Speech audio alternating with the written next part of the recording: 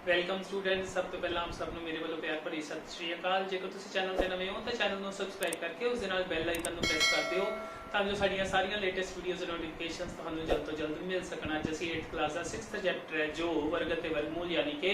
Squares and square roots ਉਸ ਦੇ ਅੰਦਰ ਦੇਖਾਂਗੇ ਕਿ ਕਿਸੇ ਵੱਡੀ ਸੰਖਿਆ ਦਾ ਵਰਗ ਯਾਨੀ ਕਿ ਸਕੁਅਰ ਕਿਵੇਂ ਪਤਾ ਕਰੀਦਾ ਹੈ ਤੇ ਉਸ ਤੋਂ ਬਾਅਦ ਗੱਲ ਕਰਾਂਗੇ ਪਾਈਥਾਗੋਰੀਅਨ ਟ੍ਰਿਪਲੇਟ ਯਾਨੀ ਕਿ ਪਾਈਥਾਗੋਰੀਅਨ ਤ੍ਰਿਗੁਟ ਦੀ। ਫਿਰ ਐਕਸਰਸਾਈਜ਼ 6.2 ਦੇ ਕੁਐਸਚਨਸ ਨੂੰ ਕਰਾਂਗੇ ਸੋਲਵ। ਤਾਂ ਚਲੋ ਸ਼ੁਰੂ ਕਰਦੇ ਹਾਂ। हाँ जी, आप देखते हैं कि एक दित्ती संख्या का आप वर्ग किवें पता कर सकते हैं। जो संख्या वड्डी होवे अपने कोल छोटियां संख्यावां दे वर्ग या स्क्वायर तां आपां याद भी रख सकते हैं। सपोज अपने कोल वड्डी संख्या एक से 42 आपां इहदा वर्ग पता करना चाहते हैं। 42 दा स्क्वायर ये आपां पता करना चाहते हैं। हाँ जी, एक तां तरीका ये है कि तुसीं 42 ਨੂੰ 42 ਨਾਲ ਮਲਟੀਪਲਾਈ कर लो। ਜਦੋਂ ਸੰਖਿਆਵਾਂ ਹੋਰ ਵੱਡੀਆਂ ਹੋ ਜਾਣਗੀਆਂ ਤਾਂ ਉਹਨਾਂ ਦੇ ਲਈ ਆਪਾਂ ਕਿਹੜਾ ਮੈਥਡ ਅਡਾਪਟ ਕਰਾਂਗੇ ਉਹਦੀ ਗੱਲ ਇੱਥੇ ਕਰਾਂਗੇ। सो 42 पहला तो आप संख्या लैके लिख सकते हाँ इज इक्वल टू 40 प्लस 2 ते जेड़ा इहदा वर्ग होएगा इट मीन्स वो बन जाएगा 40 प्लस 2 दा वर्ग या स्क्वायर ते किसी दा स्क्वायर मीन्स ओनू दो बार लिख लेना वही चीज नू। सो यही ब्रैकेट आपां दो बार लिखांगे। फिर नैक्सट स्टैप दे विच की करना हुंदा है, पहली ब्रैकेट दे विचों आ जेड़ा नंबर है उस नू लिखना हुंदा है बाहर ते दूजी ब्रैकेट नू सारी नू लिखना हुंदा है। फिर उस तो बाद पहली ब्रैकेट का जो दूजा नंबर है उन्होंने लिख के ਉਹਦੇ ਨਾਲ दूजी ब्रैकेट ਨੂੰ सारी ਨੂੰ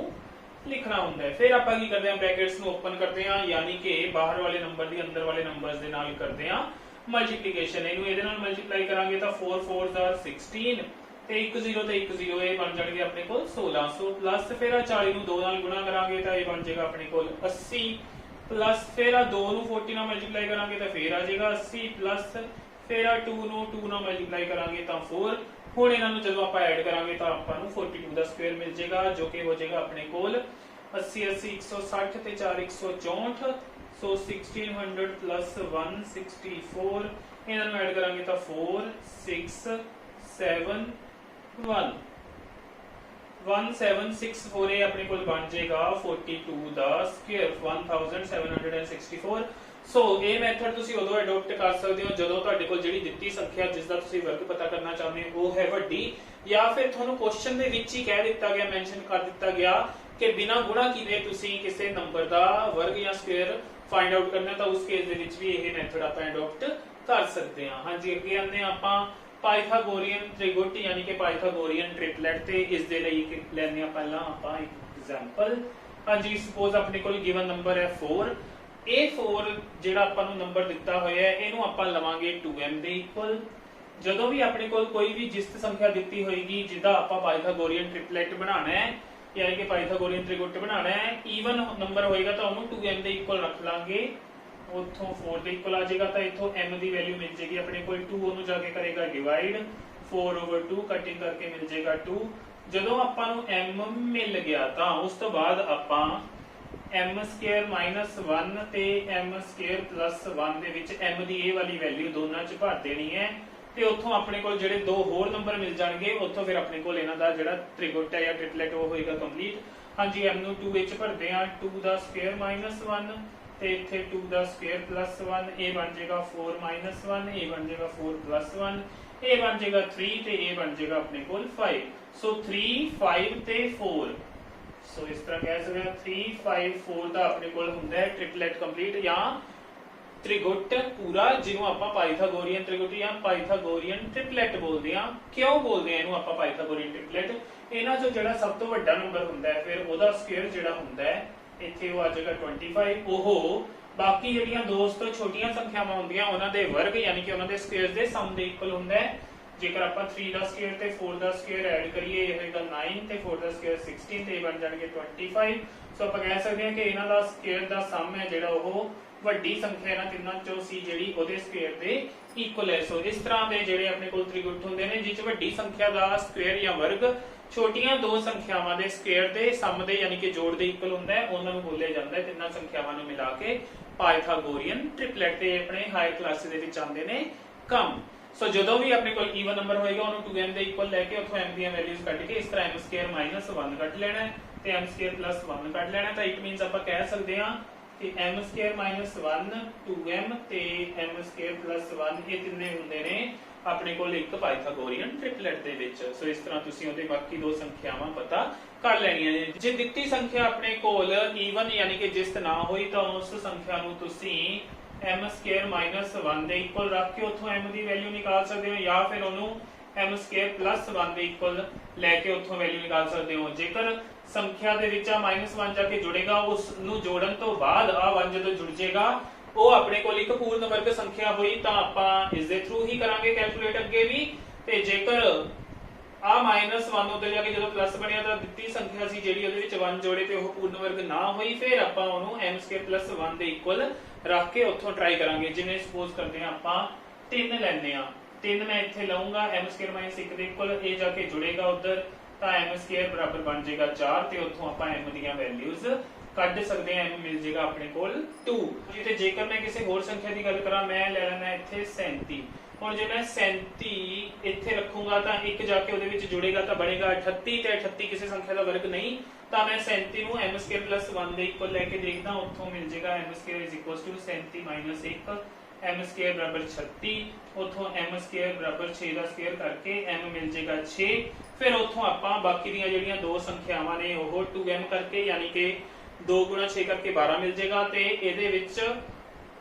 m ਦੀ ਜਗ੍ਹਾ ਤੇ 6 ਭਰ ਕੇ 6 × 36 - 1 ਉੱਥੋਂ ਮਿਲ ਜਾਏਗਾ ਆਪਾਂ ਨੂੰ 35। ਸੋ ਇਸ ਤਰ੍ਹਾਂ ਤੁਸੀਂ ਇਹ ਜਿਹੜੇ ਪਾਈਥਾਗੋਰੀਅਨ ਟ੍ਰਿਪਲੇਟ ਹੈ ਉਹ ਪੂਰੇ ਕਰ ਸਕਦੇ ਹੋ। ਸਟੂਡੈਂਟਸ ਹੁਣ ਇਸ ਇਨਫੋਰਮੇਸ਼ਨ ਤੋਂ ਬਾਅਦ ਆਪਾਂ ਕਰਦੇ ਹਾਂ ਐਕਸਰਸਾਈਜ਼ 6.2 ਦੇ ਕੁਐਸਚਨਸ ਨੂੰ ਸੋਲਵ।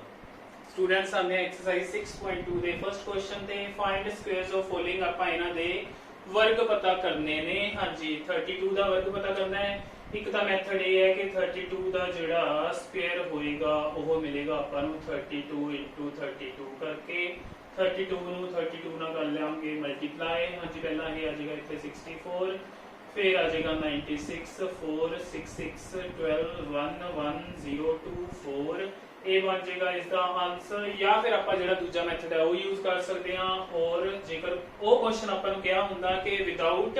ਐਕਚੁਅਲ ਕੈਲਕੂਲੇਸ਼ਨ ਜਾਂ ਵਿਦਆਊਟ ਮਲਟੀਪਲੀਕੇਸ਼ਨ ਵਰਗ ਪਤਾ ਕਰੋ ਜਾਂ ਸਕੁਅਰ ਪਤਾ ਕਰੋ, ਫਿਰ ਆਪਾਂ ਜਿਹੜਾ ਮੈਥਡ ਯੂਜ਼ ਕਰਦੇ ਉਹਦੇ ਲਈ ਆਪਾਂ ਦੇਖ ਸਕਦੇ ਹਾਂ। ਫਿਰ ਆਪਾਂ 32 ਦੇ ਸਕੁਅਰ ਨੂੰ ਲਿਖਦੇ 30 + 2 ਦਾ ਸਕੁਅਰ। ਹਾਂਜੀ ਫਿਰ ਇਹ ਦੋ ਵਾਰ ਆ ਜਾਣਾ ਸੀ ਆਪਣੇ ਕੋਲ 30 + 2 × 30 + 2। ਫਿਰ ਆਪਾਂ ਕੀ ਕਰ ਸਕਦੇ ਸੀ, ਪਹਿਲਾਂ ਪਹਿਲੀ ਟਰਮ ਦੂਜੀ ਬ੍ਰੈਕਟ ਚ ਸਾਰੀ, ਫਿਰ ਪਹਿਲੀ ਬ੍ਰੈਕਟ ਚ ਦੂਜੀ ਟਰਮ ਜੋ ਸਾਈਨ ਹੈ ਉਹਦੇ ਨਾਲ, ਦੂਜੀ ਬ੍ਰੈਕਟ ਚ ਸਾਰੀ। ਹਾਂਜੀ 30 ਨੂੰ ਇਹਦੇ ਨਾਲ ਮਲਟੀਪਲਾਈ ਕਰਦੇ ਤਾਂ 30 ਦਾ ਸਕੁਅਰ ਹੁੰਦਾ 900, ਇਹਨੂੰ ਇਹਦੇ ਨਾਲ ਮਲਟੀਪਲਾਈ ਕਰਦੇ ਤਾਂ ਇਹ ਆ ਜਾਣਾ ਸੀ 60, ਫਿਰ ਇਹਨੂੰ ਇਹਦੇ ਨਾਲ ਮਲਟੀਪਲਾਈ ਕਰਾਂਗੇ 60, ਫਿਰ ਇਹਨੂੰ ਇਹਦੇ ਨਾਲ ਮਲਟੀਪਲਾਈ ਕਰਾਂਗੇ 4, ਇਹ ਬਣ ਜਾਏਗਾ 124। ਸੋ ਇਹ ਬਣ ਜਾਏਗਾ ਉੱਥੋਂ 1024। ਸੋ ਇਸ ਤਰ੍ਹਾਂ ਵੀ ਤੁਸੀਂ ਕਰ ਸਕਦੇ ਹੋ। ਅੱਗੇ 35 ਦਾ ਸਕੁਅਰ ਹੋ ਜਾਏਗਾ ਆਪਣੇ ਕੋਲ 35 × 35 ਕਰਦੇ ਹਾਂ ਮਲਟੀਪਲਾਈ 35 ਨੂੰ 35 ਦੇ ਨਾਲ 5 5s are 25 5 3s are 15 and 2 17 then ਇਹ ਆ ਜਾਏਗਾ 105। ਸੋ ਇੱਥੇ 5 ਫਿਰ ਇੱਥੇ 2 ਫਿਰ 2 1 2 2 5 ਇਸ ਦਾ ਆ ਜਾਏਗਾ ਆਪਣੇ ਕੋਲ ਆਨਸਰ। ਅੱਗੇ 86 ਦਾ ਸਕੁਅਰ ਹੈ, ਸੋ ਉਹ ਹੋਏਗਾ 86 ਸਕੁਅਰ = 86 × 86। ਹਾਂਜੀ ਇਹਨਾਂ ਦੋਨਾਂ ਨੂੰ ਮਲਟੀਪਲਾਈ ਕਰਕੇ ਤੁਸੀਂ ਆਨਸਰ ਨਿਕਾਲ ਸਕਦੇ ਹੋ। ਸੋ ਜਦੋਂ ਮਲਟੀਪਲਾਈ ਕਰੋਗੇ ਤਾਂ ਆਪਾਂ ਨੂੰ ਮਿਲੇਗਾ 6 6 are 36, 3 8 6 are 48 and 3 are 51, 8 6 are 48, 4 8 8s are 64, 64 and 4 are 68। so ये बन जाएगा अपने को 6 9 5 and 8 are 13, so 7 3 9 6। नेक्स्ट आएगा 93 का स्क्वायर, so 93 का स्क्वायर 93 into 93, so 93 ਨੂੰ 93 ਨਾਲ ਕਰਾਂਗੇ multiply 3 3s are 9 9 3s are 27 9 3s are 27 2 9 9s are 81 and 2 are 83 9 14 1 3 and 3 6 8 6 4 9, so आ जाएगा 8 6 4 9 71 ਦਾ ਸਕੁਅਰ ਹੈ ਜਿਹੜਾ that would be 71 into 71। ਹਾਂਜੀ 71 ਨੂੰ 71 ਨਾਲ ਕਰਦੇ ਹਾਂ ਮਲਟੀਪਲਾਈ, ਪਹਿਲਾਂ 71 ਫਿਰ ਉਸ ਤੋਂ ਬਾਅਦ 7 49 1 7 7s are 14 1 0 1 5041, so ਇਹ ਆ ਜਾਏਗਾ ਆਪਣੇ ਕੋਲ 5041 ਇਸ ਆਨਸਰ ਇਹ ਆ ਜਾਏਗਾ।